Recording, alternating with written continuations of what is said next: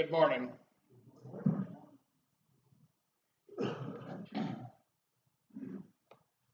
Thank you for reading that passage. I'm going to read just a couple verses out of Psalm 16, verses 7 through 11. King David declares, I will bless the Lord who guides me. Even at night, my heart instructs me. I know the Lord is always with me.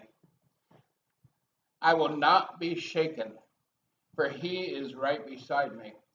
No wonder my heart is glad, and I rejoice. My body rests in safety, for you will not leave my soul among the dead or allow your Holy One to rot in the grave. You will show me the way of life, granting me the joy of your presence and the pleasure of living with you forever. And one verse out of Psalm 17, verse 15. As for me, I shall behold your face in righteousness. I will be satisfied with your likeness when I awake. Many years ago, 20, 23, 25 years ago, I heard a question in my mind. And it was one night I was driving home from the Powerhouse Youth Center, and some of the staff had spent some time afterwards just doing whatever. And I was driving home, and this question was impressed upon me. If you wake up in the morning and you have nothing left but me, am I enough for you? Wow. I had to stop and think. If all my worldly possessions were gone and I had nothing tangible, would God, Christ, and the Holy Spirit be enough for me? I know what the answer should be. In June of this year, we had mighty windstorm that did a lot of damage through the county and the county north of here. In July, we had a tornado go through just to the north of here, took out some more trees and buildings. If you woke up in the morning with nothing, is God enough? Is he enough for us? If we lost everything in a windstorm or a tornado or a fire or a flood, if a thief came in or a cyber attack and stole everything out of our accounts, would God be enough? Would Christ be enough? Well, again, ponder that. We know what the answer should be in that. The sermon title today is The Tale of Two Men, and it springs out of the pages of the passage that was read for us today from 1 Timothy chapter 6, verses 1 through 8. The Tale of Two Men.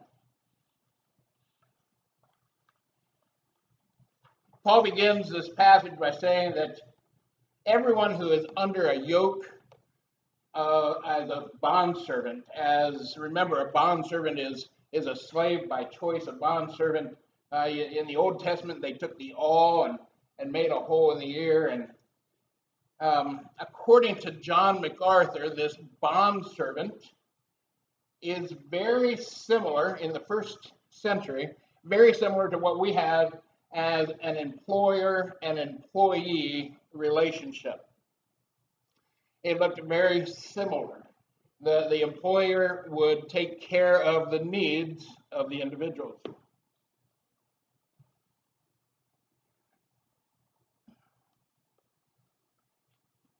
Our masters would be our supervisors or our bosses. And Paul says that they are worthy of honor. They are worthy that we would show our full respect to our supervisors. Honoring them means that we also do not disrespect them, so that we do not bring shame on the name of our Lord and Savior, so that we do not bring shame on his teaching that teaches us to work heartily. And then he goes on to say, if they are Christian bosses, we should actually work even harder. It doesn't give us a free ticket. It doesn't mean we can sit back and relax and take things a little easier. We are to work harder. We don't get a pass to slack on our work. Colossians 3, verses 23 and 24 tell us that, whatever we do, we are to do heartily as for the Lord, for it is the Lord Christ whom we ultimately are serving.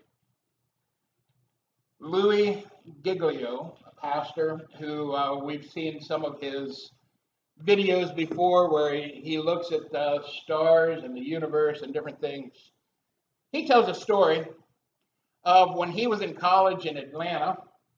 He worked at the medical library in the CDC, that term that makes some of us kind of turn our heads today. But the CDC, he worked in the library and he was the copy boy. Louis Giglio was in charge of making copies for all of the doctors that needed medical articles copied. Today he would just probably punch that up on the computer. But this is what he did back then. He actually made physical copies of these articles for all of the doctors. And this is what he did day after day, hour after hour, day in and day out. He made photocopies of articles. That was his job. He said it was a little tiny room, kind of a cubby hole that was stuck underneath the stairs, and the ceiling slanted, and you could hit your head on the one side. But he said that for him, this became a place to work hard. He said he had lots of time to pray, to be in conversation with the Lord, to just, seek God's face. And everybody there knew he was a Christian. And so he decided, I don't want to leave work any day without making all the photocopies that were needed. And so he said he tweaked his technique over the years. But basically, he got to the point where he was very efficient making photocopies. He said, in fact, when he left, it took 3 full-time employees to do what he did. Working heartily as for the Lord. Paul tells Timothy in 1 Timothy here to teach and preach those kind of principles. Those kind of principles to the people there at Ephesus. Preach these principles to work hard. And in verse 3, he goes on to say, and if anybody advocates for a different kind of doctrine, if they teach something different than that, than working hard, then they aren't agreeing with sound doctrine. They're not teaching something wholesome. And they're actually teaching something that does not conform to godliness. Verse 4 goes on to say they're conceited. They're arrogant. They don't understand. In fact, they understand that nothing, it says. And they have an unhealthy love for controversy, fighting over words, semantics. I've been in a lot of discussions in my life where we're just arguing over semantics. I say something this way, somebody says something a different way, and it's like, aren't we saying the same thing? Let's not fight over semantics. Let's not fight over words. But anyhow, and these people that teach different doctrines, it leads to envy and jealousy, divisions in the group. One group in the church is fighting another group in the church. Unwholesome teachings, slander, where you say things that are untrue about each other. And it goes on to say it leads to suspicion. Everybody's kind of looking over their shoulder like, What are they? What are they? What are they doing? Well, verse 5 goes on to say, these conceited teachers of false doctrine actually have what is called a depraved mind. A depraved mind actually means a corrupt and wicked mind without understanding. They don't have knowledge, and their minds are actually destroyed by perversions. A depraved mind, and they are deprived of the truth. Not only have they turned against the truth, to be deprived of the truth means that the truth has been taken from them, it's stolen from them, and then they defraud others. They steal the truth from others by teaching false things. And they do this, according to verse 5, thinking that godliness is a means of gain, a means of getting wealthy. They want to look godly. They try to pretend that they are godly for the purpose of achieving a wealthy status. We're going to look at wealth a little bit more next week. But they're trying to gain wealth. And again, I think of this man that comes on late at night on television, on cable. The one that says, send in your $1,000, your seed money, so that you can prove your faith, and you will be blessed immensely by sending in your $1,000. Just once, I want to call in and tell him, I believe the Lord has told me to call you, and to put your faith to the test, you're supposed to send me $100,000. See where their faith lands then.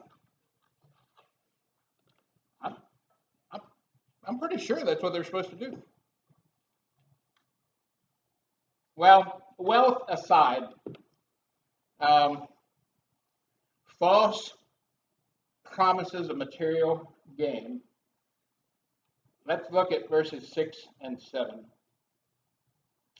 These two verses tell us this, that real godliness actually gives us great wealth in itself when it is accompanied by contentment, accompanied with contentment. Because we brought nothing into this world, and we're not going to take anything with us.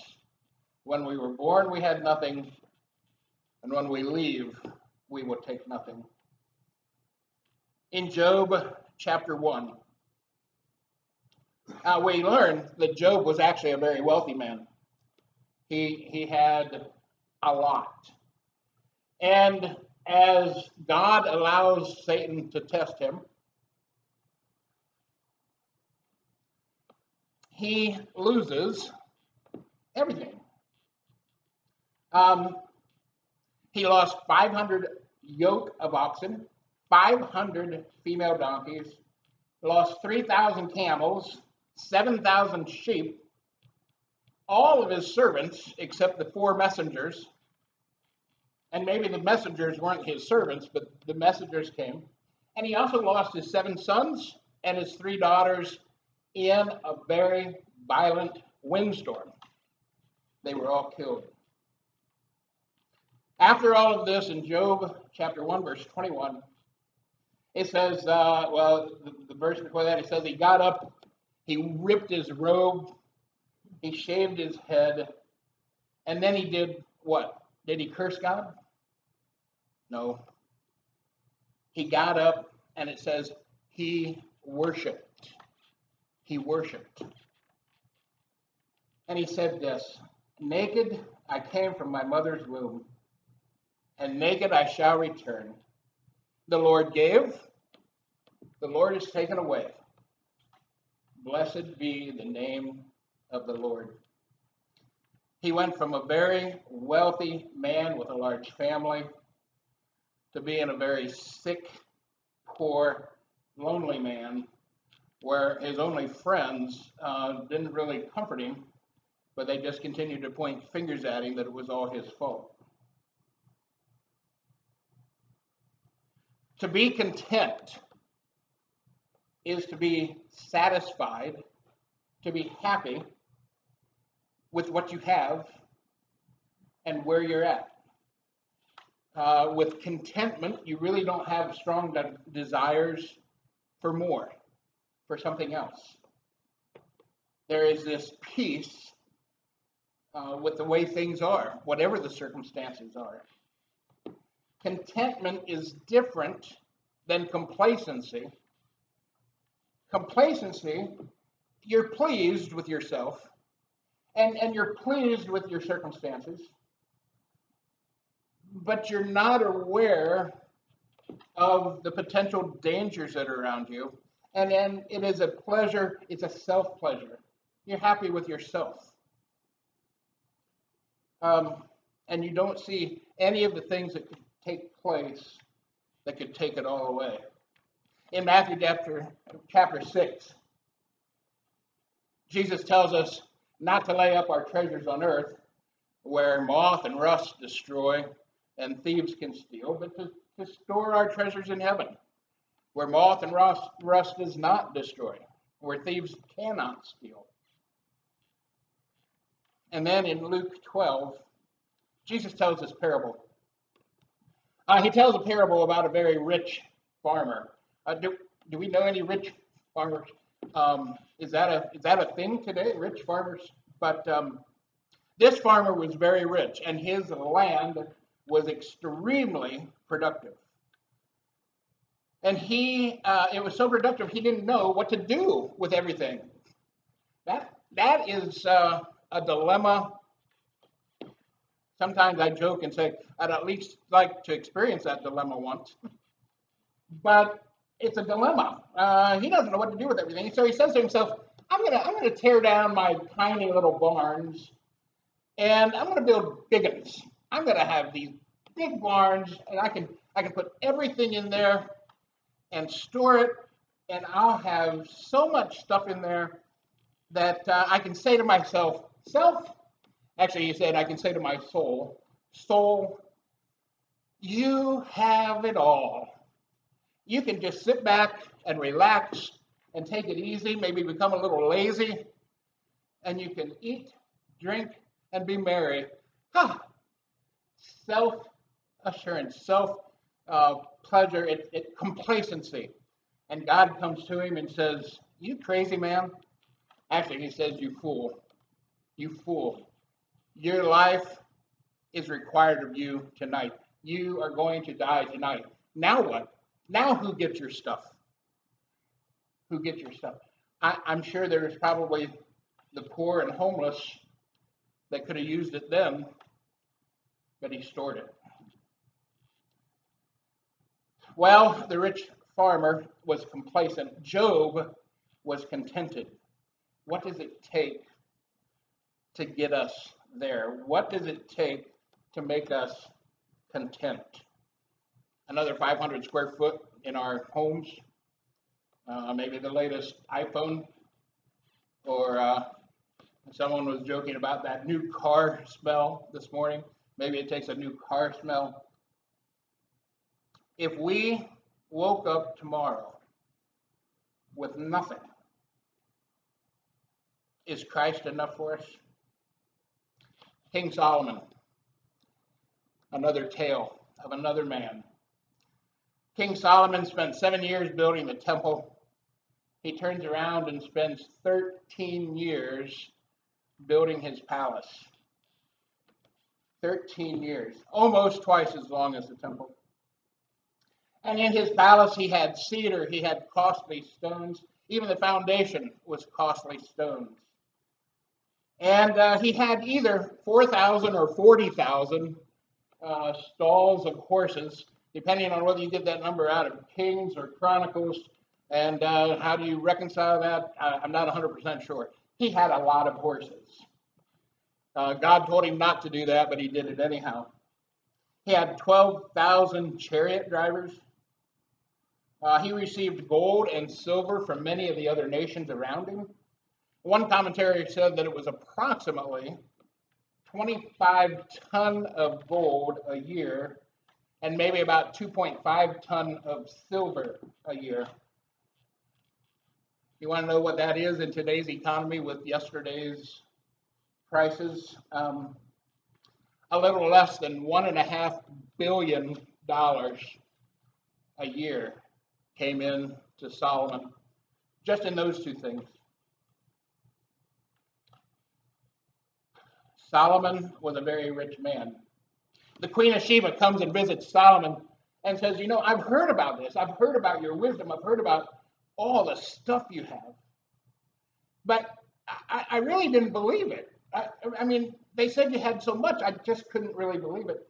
And then she said this, now that I've seen it, now that I've seen everything you have, I wasn't told the half of it. You are so rich and you're so wise and smart. And she says, you exceed in wisdom and prosperity from everything I was told. And then she says, oh, how blessed you are and how blessed your men are and your servants. They get to stand here and listen to your wisdom. Wow. What an accolade. Let's consider one more person this morning. Paul of Tarsus. Paul of Tarsus. Paul. Here's what it says in 2 Corinthians chapter 11. Paul is talking about himself. And he says this. He said, I've worked harder than anybody else. I've been imprisoned more times than anybody. I've had countless beatings, oftentimes near death.